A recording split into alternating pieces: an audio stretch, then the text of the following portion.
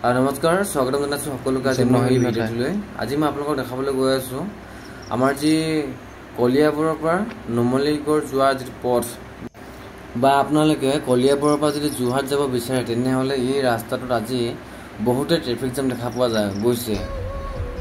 গতিকেলৈ ইয়াত আপোনালোক কেনেধৰণে বন বিভাগে কাজিৰঙাৰ বন্যপ্ৰাণীসমূহ সুৰক্ষা দিবৰ কাৰণে প্ৰচেষ্টা অৱলম্বন কৰিছে চাওঁ আহক। আৰু আমি ৰাস্তাটো যাওঁতে যথেষ্ট ভিৰ হ'ব, ট্ৰেফিক জাম লাগিব। গতিকে আমি এতিয়া ইয়াতে খাই ববলৈ আজৰি হৈ লওঁ। এয়া গোলাঘাট জিলাৰ মাজমজিয়াত থকা এখন হোটেল, আহকোনা হোটেল। আৰু ইয়াতো আগতো খাবলৈ আহিছোঁ। ইয়াত মই খাই ভাল পাওঁ পানী টেঙা। গতিকেলৈ আমি ৰাস্তাত আগুৱাই যোৱাৰ আগতে খন্তেক ৰৈ পিনি এতিয়া খানাটো খাই লওঁ।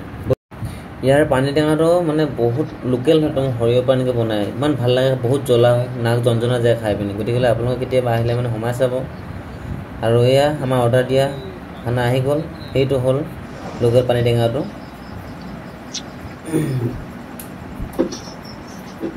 ৰাতি বহুত ৰাতিলৈকে খোলা থাকে এইখন।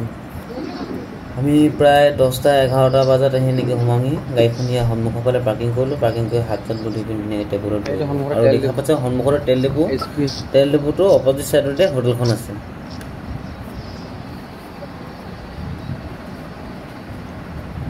ঘাইপথৰ একদম কাষত হোটেলখন। গতিকেলৈ আৰু খাই বৈ হ'ল। খাই বৈ খোৱাৰ পিছতে আমি এতিয়া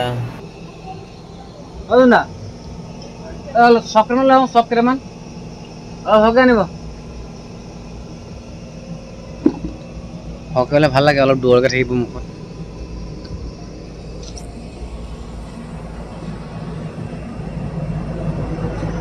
গৈ আছোঁ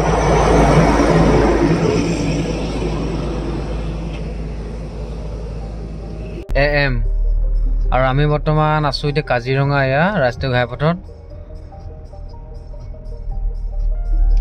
ইয়াতে কি হৈছে, গাড়ীখিনি আগত এখন পাইলটৰ গাড়ী দিছে আৰু পাইলটৰ গাড়ীখনৰ পকা গাড়ীখিনি পিছত অহা গাড়ীখিনি এক লাইন হৈ পিনি মানে আহি আছে। আৰু ইটো চাইডৰ পৰা ঠিক তেনেকৈ পাইলটৰ গাড়ী আগুৱাই আনিছে। আৰু স্পীড সেই পাইলটৰ গাড়ীখন যিমানটো স্পীড যায় তাৰ পকা বাকীবিলাক গৈ আছে। আৰু স্পীড চাব পাৰে, চাওক মিটাৰ উঠাই নাই অলপ। তো এনেকৈ হ'লে মানে আমি কিমান সময়ত গৈ পিনি বাৰু ৰুম পামগৈ।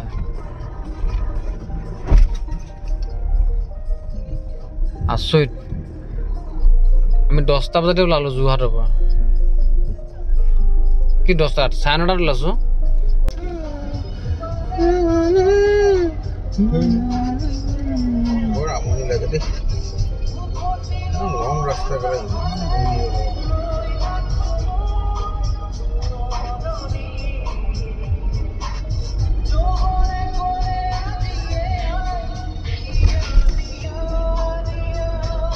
গৈ থাকা আৰু লাহে লাহে। এয়া হ'ল আমাৰ কাজিৰঙা বন্যপ্ৰাণীবিলাকক সুৰক্ষা দিয়া এক প্ৰচেষ্টা। বৰ্তমান বানপানীত যি নহয় জীৱ জন্তুবিলাকৰ জৰাজীৰ্ণ অৱস্থা হৈছে।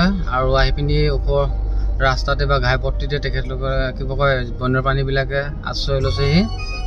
আৰু যাতে ঘাইপথত চলি থকা যান বাহনবিলাকে অলপো এই বনৰীয়া জীৱ জন্তুবিলাকক আঘাত কৰিব নোৱাৰে বা জীৱন নাযায় যান বাহনৰ খুন্দাত, তাৰ প্ৰতি প্ৰশাসনে, পুলিচ প্ৰশাসনে হওক বা আমাৰ ফৰেষ্ট ডিপাৰ্টমেণ্টৰ বিভাগীয়ভাৱে যি ব্যৱস্থা অৱলম্বন কৰিছে এয়া সঁচাকৈ শলাগ ল'বলগীয়া। যিখিনি মানে সন্মুখৰ ফালে যাওঁতে একেবাৰে সন্মুখৰ ফালে এখন পাইলটৰ গাড়ী দিছে। আৰু গাড়ীখনত যিটো স্পীড লিমিট, তাৰ পাছে পাছে গাড়ী এখন গাড়ী লাগি আছে। আৰু আমি তাৰে মাজত সোমাই গ'লোঁ। এতিয়া আমি গৈ আছোঁ এয়া অৱস্থা। আমাৰ আগত আৰু গাড়ী কিমান আছে আমি নিজে নাজানো। আৰু নাইট চুপাৰো আছে কেইবাখনো। আৰু গাড়ীৰ স্পীড আছে আপোনাৰ 20তকৈ ওপৰত যাবই নোৱাৰি। আৰু ইফালৰ পৰাও আমাৰ সন্মুখৰ ফালৰ পৰা আহোঁতো সেই একে পদ্ধতিয়ে ইফালৰ পৰা এখন তেনেকৈ পাইলটৰ গাড়ী আহে। আৰু গাড়ীখনে তেনেকৈ আগুৱাই আনি থাকে। আৰু য'তে নেকি বনৰীয়া জীৱ জন্তু দেখা পায় তাতে অকণমান থমকাই দিয়ে। অথনি তেনেকৈ দেখা পাইছিলোঁ। গতিকে মই ভিডিঅ' বনাব নোৱাৰিলোঁ। হৰিণা পহু আছিলে। হৰিণা পহুৱে ৰাস্তাটো মানে ইটোৰ পৰা সিটোৰ পৰা হওঁতে যান বাহনখিনি ৰখাই দিয়ে দুইফালে। সেয়াই এতিয়া ৰাতি প্ৰায় 12:13 হ'ল। আমি আছোঁ বৰ্তমান এয়া কহৰা বনাঞ্চলৰ সন্মুখতে আছোঁ। কলিয়াবৰ অভিমুখে গৈ আছোঁ।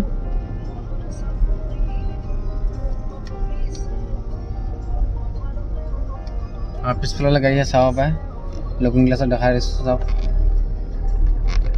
গাড়ী যথেষ্ট গাড়ী, পিছফালে বহুত লম্বা লাইন। মানে এই চাইডটো পুৰা খালী হৈ আছে, দেখিছেনে? ৰাইট চাইডটো খালী হৈ আছে, এই লেফ্ট চাইডতে গাড়ীবিলাক গৈ আছে, ইখনৰ পক্ষত ইখন, ইখনৰ পক্ষত ইখন এনেকুৱা। গতিকে সকলোৱে গমেই পাইছে যে বন্যপ্ৰাণী সুৰক্ষা সৈতে আৰু যাতে বন্যপ্ৰাণীসমূহে মানুহকো কোনো ধৰণৰ আঘাত বা আক্ৰমণ কৰিব নোৱাৰে, তাৰ প্ৰতি লক্ষ্য ৰাখি যি বন বিভাগ আৰু আমাৰ প্ৰশাসনৰ ফালৰ পৰা যি ব্যৱস্থা গ্ৰহণ কৰিছে, আৰু সেয়া আমি সকলোৱে সহায় সহযোগিতা কৰিব লাগে। আৰু লগতে তাত আমাক যেনেধৰণে যান বাহনসমূহ চলাবলৈ নিৰ্দেশ দিছে, আৰু সেই নিৰ্দেশ আমি মানি যান বাহনসমূহ চলাবলৈ সকলোকে মই বিনম্ৰতাৰে আহ্বান জনাইছোঁ। ধন্যবাদ। ভিডিঅ'টি আপোনালোকে শেষলৈকে চাই থকাৰ বাবে পুনৰবাৰ ধন্যবাদ জনাইছোঁ।